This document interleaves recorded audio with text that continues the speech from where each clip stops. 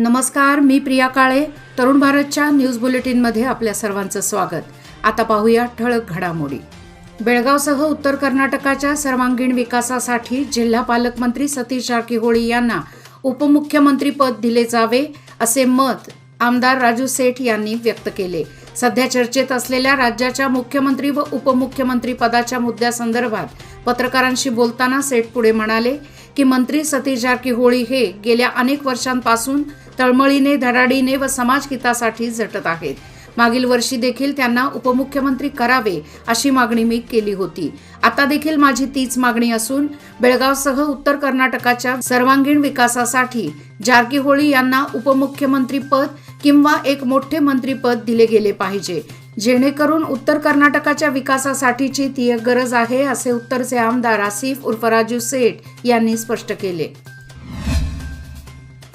लोकसभा निवडणुकीनंतर सुरू झालेल्या पावसाळी अधिवेशनासाठी राज्यातील अनेक नेते मंडळी दिल्ली मुक्कामी आहेत. या पार्श्वभूमीवर चिक्कोडी मतदारसंघाच्या नवनिर्वाचित खासदार प्रियंका जारकीहोळी यांनी राष्ट्रवादी काँग्रेसच्या खासदार सुप्रिया सुळे यांची नवी दिल्लीत भेट घेतली. यावेळी बेळगाव जिल्हा पालकमंत्री सतीश जारकीहोळी, युवा नेते राहुल जारकीहोळी आदी उपस्थित होते. रोटरी क्लब ऑफ बेळगाव इलाइटच्या 2024 व 25च्या नवीन कार्यकारिणीचा अधिकार ग्रहण सोहळा दिनांक 27 जून रोजी बेळगाव फाउंड्री क्लस्टरच्या सभागृहात पार पडला. माजी जिल्हा गव्हर्नर डॉ. समीर हरियाणी यांच्या हस्ते हा अधिकार ग्रहण सोहळा पार पडला. यावेळी सचिन हंगिरगेकर यांनी क्लबच्या अध्यक्षपदाची सूत्रे स्वीकारली. तसेच सचिव विशाल मुरकुंबी आणि कोषाध्यक्ष रवी संगोळी यांना ही सूत्रे देण्यात आली. प्रारंभी मावळते अध्यक्ष जयकुमार पाटील आणि सचिव आदर्श मत्तिकोप यांनी 2023-24 मध्ये क्लबने केलेल्या कार्याचा आढावा घेतला. यावर्षीचा सर्वोत्तम रोटेरियन म्हणून संजीव भोसगी यांना पुरस्कार देण्यात आला.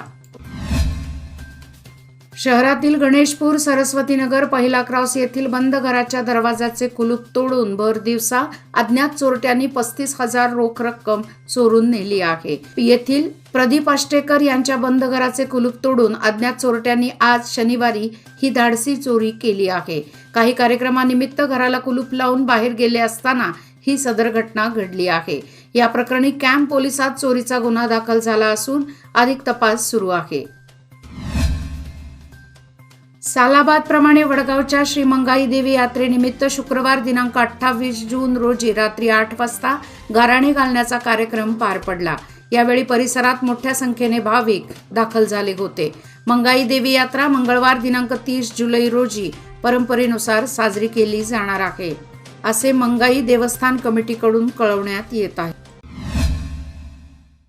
गेल्या 20 दिवसांपूर्वी पुणे-बेंगळूर राष्ट्रीय महामार्गावरील वंटमुरी घाट परिसरात दुभाजकाला ठोकरून मोटरसायकलवरून पडून गंभीर झालेल्या खानापूर येथील एका तरुणाचा शुक्रवारी सकाळी मृत्यू झाला आहे. अक्षय महांतेश कुर्णे, वय वर्षे 25, राहणार खानापूर असे त्या दुर्दैवी तरुणाचे नाव आहे. या अपघातात आकाश नामक आणखी एक तरुण जखमी झाला आहे.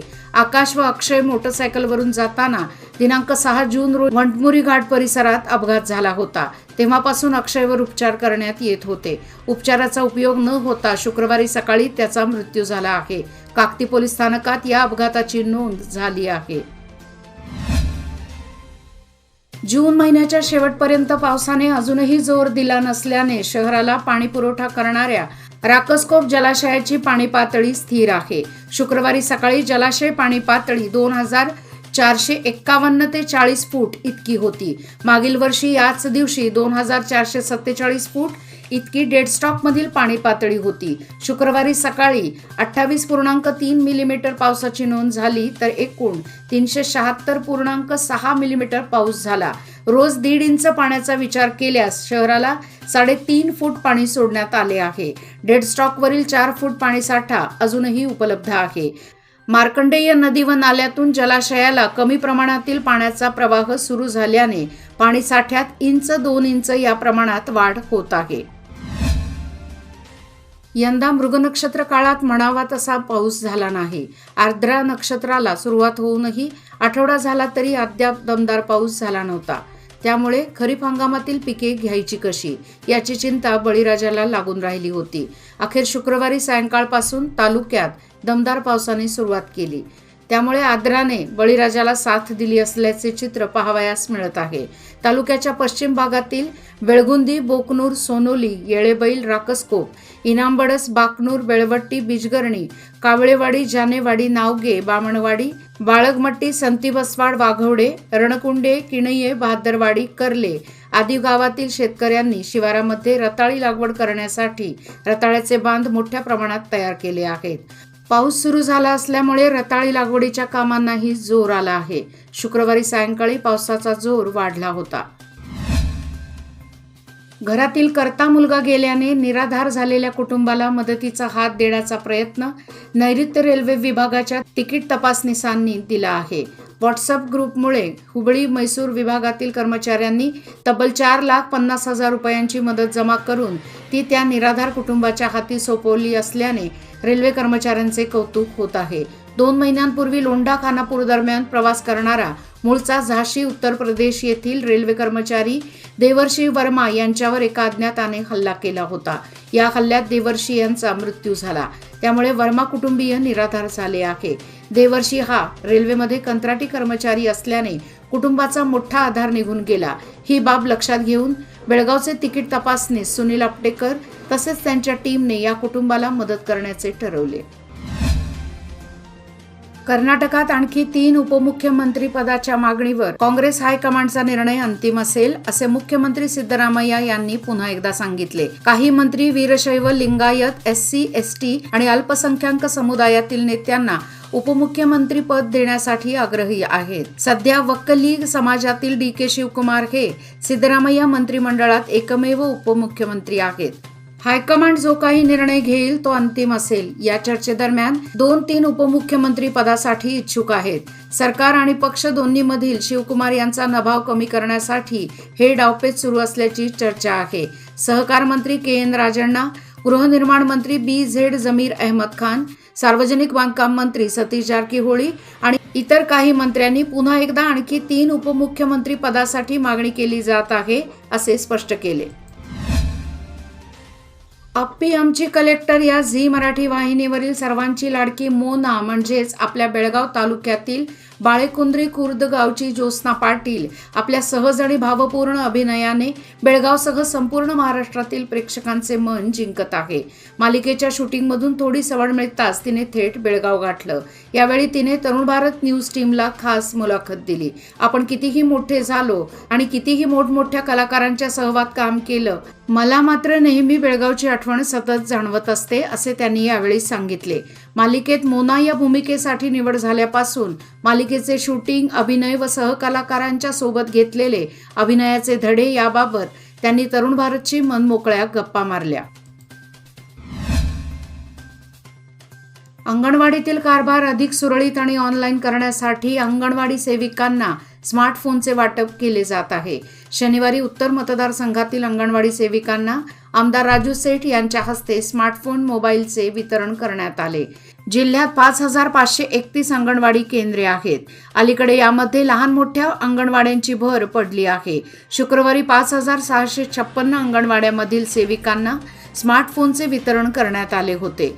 त्यानंतर शनिवारी पुन्हा उत्तर मतदारसंघातील सेविकांना स्मार्टफोन प्रथमोपचार किट देण्यात आले आहे.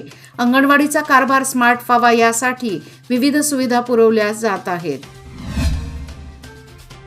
लोककल्प फाउंडेशन व वेणुग्राम हॉस्पिटलतर्फे खानापूर तालुक्यातील चिगुळे गावात मोफत आरोग्य तपासणी शिबिर घेण्यात आले. लोकमान्य मल्टीपर्पज कोऑपरेटिव्ह सोसायटीच्या CSR उपक्रमाअंतर्गत शिबिर पार पडले. शिबिरामध्ये वेणुग्रामच्या doctor Aishwarya, nursing staff Swati यांनी वजन, BP, RBS यांची तपासणी केली. 66 जणांनी शिबिराचा लाभ घेतला. त्यांना लोककल्पतर्फे औषधे देण्यात आली. या प्रसंगी लोककल्पचे किशोर नाईक, अनंत गावडे, वेणुग्रामचे PRO जगदीश बेळगावकर आणि योगेश देशपांडे उपस्थित होते. उचगाव प्राथमिक आरोग्य केंद्राच्या कार्यक्षेत्रातील सर्व नागरिकांनी खबरदारीची उपाययोजना म्हणून सध्या पावसाळी हंगामाला सुरुवात केली आहे. नदी, नाले आणि पिण्याच्या सार्वजनिक विहिरींनाही गढूळ पाणी आले आहे. यामुळे कोणत्याही आजारापासून दूर राहण्यासाठी, आपले आरोग्य सांभाळण्यासाठी व संभाव्य होणारे आजार म्हणजे सर्वत्र मलेरिया, डेंग्यू, चिकुनगुनिया यासारख्या संसर्गजन्य आजाराच्या नियंत्रणासाठी खबरदारीचे उपाय म्हणून आरोग्य खात्याच्या वतीने कळवण्यात येते की पुढे दिलेल्या आरोग्य खात्याच्या सूचनेप्रमाणे सर्वांनी आपल्या आरोग्याची योग्य काळजी घ्यावी. पुढे दिलेल्या नियमांचे काटेकोरपणे पालन करून आपले आरोग्य सांभाळा असे आवाहन करण्यात आले. श्री ज्योतिर्लिंग भक्त मंडळ चव्हाड गल्ली बेळगाव यांच्या वतीने दरवर्षीप्रमाणे श्री क्षेत्र वैजनाथ देवरवाडी येथे अभिषेक व महाप्रसाद आयोजित करण्यात आला आहे. सोमवार दिनांक 1 जुलै रोजी पहाटे 5 वाजता अभिषेक होईल व दुपारी महाप्रसाद होईल. याचा भाविकांनी लाभ घ्यावा असे आवाहन आयोजकांच्या वतीने करण्यात आले आहे. याचबरोबर आजचे बातमीपत्र इथेच संपले. अधिक माहिती आणि ताज्या घडामोडी करता पाहत रहा तरुण भारत न्यूज चॅनल. तसेच आमच्या चॅनलला लाईक, शेअर आणि सबस्क्राईब करायला विसरू नका. आणि विश्वासार्ह बातम्यासाठी दररोज वाचा दैनिक तरुण भारत. धन्यवाद.